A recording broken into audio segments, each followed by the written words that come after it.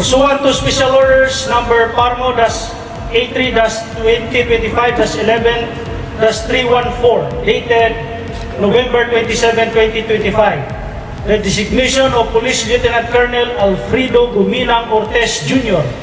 O-17474 as Force Commander of 2nd Bukidnon Provincial Mobile Force Company, Bukidnon Police Provincial Office is terminated effective November 27, 2025.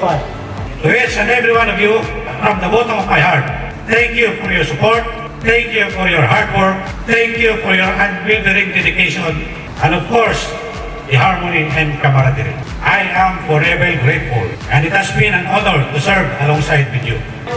Police Major Jesse James Montes Claros Casdose, ODAS 24243, is designated as Acting Force Commander of 2nd Bukidnon Provincial Mobile Force Company, Bukidnon Police Provincial Office, effective November 27, 2025.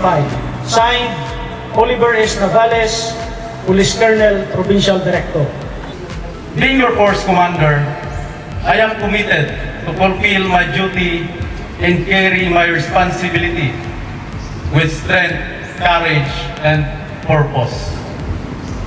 Remember, we are the front lines in making Bukidnon a safer place to live.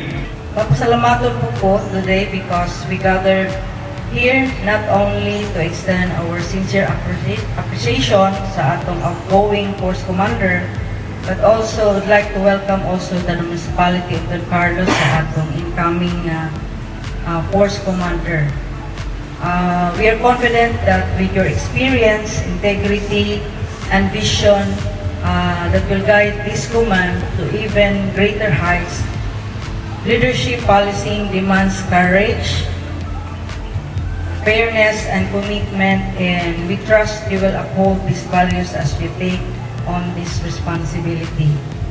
Please do not forget that the local government will always support your community here sa atong PNP Mobile Force.